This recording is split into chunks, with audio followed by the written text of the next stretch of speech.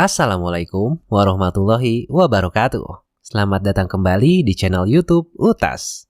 Pada video kali ini, kami akan membahas tentang influencer marketing. Salah satu strategi pemasaran yang dinilai efektif mampu meningkatkan penjualan dan brand awareness. Tapi sebelum masuk pembahasan, silahkan klik subscribe dulu ya, biar kami makin semangat nih bikin konten-konten yang bermanfaat untuk kamu. Oke, mari kita mulai saja pembahasannya. Influencer bisa diartikan sebagai orang yang memberikan pengaruh. Dalam konteks marketing, influencer adalah orang yang punya pengaruh dan mampu mempengaruhi audiensnya untuk memilih dan membeli suatu produk atau jasa. Berbeda dengan mempromosikan produk melalui selebritas, influencer haruslah seseorang yang memang paham dan mengerti dalam bidang yang berhubungan dengan produk tersebut. Followers selebritas cenderung umum dan tidak semua pengikutnya loyal mengikuti semua produk yang digunakannya. Sementara influencer adalah orang yang terpercaya, berpengalaman, dan punya pengetahuan terhadap suatu bidang. Followersnya cenderung loyal. Followers ini memiliki kebutuhan dalam mengonsumsi konten mereka. Oleh karena itu, influencer marketing dianggap sangat efektif untuk promosi produk. Misalnya begini. Ada seorang influencer yang memiliki pengetahuan lengkap mengenai kucing. Ia berbagi tips tentang merawat kucing, memberi makan kucing, memandikan kucing, dan lain sebagainya. Followers yang mengikutinya pastilah orang-orang yang memang juga memiliki minat yang sama. Sehingga jika ia menggunakan sebuah produk tertentu dalam mengurus kucingnya, besar kemungkinan para followersnya di media sosial akan membeli produk yang sama. Indikator influencer yang efektif untuk pemasaran produk adalah bukan hanya sekedar jumlah followersnya, tapi juga engagement rate dan bagaimana image dari influencer tersebut cocok dengan brand kamu. Tapi, agar lebih mudah dipahami, kita akan mulai terlebih dahulu pada jumlah followersnya. Jumlah besarnya followers itu yang menentukan influencer tersebut masuk dalam kategori apa. Yang ini erat kaitannya dengan strategi yang akan kamu gunakan. Karena besarnya followers tidak akan menjamin kesuksesan produkmu akan didapatkan. Coba kamu lihat gambar berikut ini.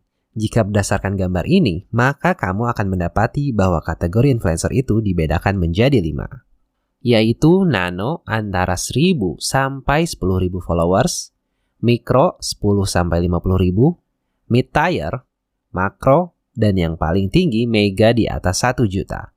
Lalu, apa pentingnya kita tahu kategori followers ini? Influencer dengan followers di bawah 50.000 biasanya memiliki hubungan yang lebih dekat dengan followersnya, sehingga bisa menghasilkan kepercayaan yang tinggi dari para followersnya.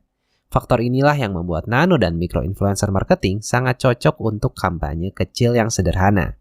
Sedangkan makro influencer biasa digunakan untuk iklan dan pencitraan brand secara besar-besaran.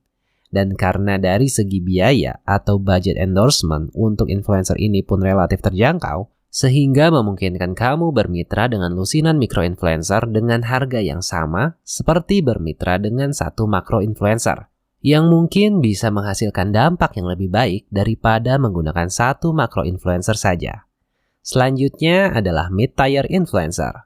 Dari jumlah followers, tentu saja level ini lebih banyak daripada nano dan mikro level, yaitu di antara 100.000 sampai 500.000 followers. Jika kamu bandingkan dengan nano maupun mikro, level mid-tier influencer ini kurang memiliki hubungan dan interaksi yang kuat dengan followers. Namun, jangkauan dari mid-tier influencer lebih besar dari keduanya, sehingga dapat mencapai target yang lebih luas. Jika kamu ingin mengejar jangkauan pasar yang lebih luas dengan biaya yang masih masuk akal, kamu bisa menggunakan mid-tier influencer ini. Di level selanjutnya, influencer yang memiliki 500.000 hingga 1 juta followers yang disebut dengan makro influencer. Biasanya, influencer kategori ini sudah dikenal sebagai selebgram, khususnya di Indonesia. Bicara soal jangkauan pemasaran, tentu makro influencer memiliki jangkauan yang lebih besar daripada 3 kategori sebelumnya. Di level teratas, ada mega influencer yang memiliki lebih dari 1 juta followers. Influencer ini biasanya adalah selebritas, artis, ataupun public figure. Pada level ini, konten yang mereka sajikan cenderung bukan niche lagi. Konten mereka akan banyak bersifat konten umum yang bisa dinikmati segala kalangan. Setelah kamu mengetahui jenis-jenis influencer berdasarkan jumlah followersnya, maka kita masuk ke pembahasan selanjutnya, yaitu bagaimana menghitung engagement rate. Engagement rate ini penting agar kamu bisa mengetahui performa konten yang telah dipostingnya. Agar perhitungan jauh lebih mudah dan praktis, kamu cukup mengambil sampel dari 2 atau 3 postingan iklan atau endorsement yang pernah bekerja sama dengan calon influencer yang kamu pilih. Lebih baik lagi jika tipe produk atau kategori bisnisnya sama dengan bisnis kamu. Nah, bagaimana rumusnya? Rumusnya adalah engagement rate sama dengan total engagement on post dibagi total followers dikali 100. Total engagement itu artinya adalah jumlah keseluruhan dari like, comment, save, dan juga share. Jadi, akurat atau tidaknya rumus ini tergantung dari data apa saja yang kamu punya. Faktor indikator influencer yang efektif selanjutnya adalah tentang bagaimana relevannya calon influencer tersebut dengan merek kamu. Kamu harus melihat apakah niche followernya itu sama seperti niche target market yang kamu bidik. Jadi, jangan cuma asal lihat followers banyak. Contohnya ada seorang influencer yang punya 500.000 followers. Dia seorang wanita dan suka membagikan konten berupa mukbang makanan. Kira-kira produk apa yang cocok dengan followersnya?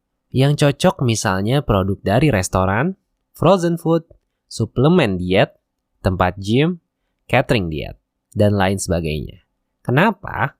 Karena orang yang memfollow dia umumnya mempunyai kegemaran yang sama, yaitu doyan makan.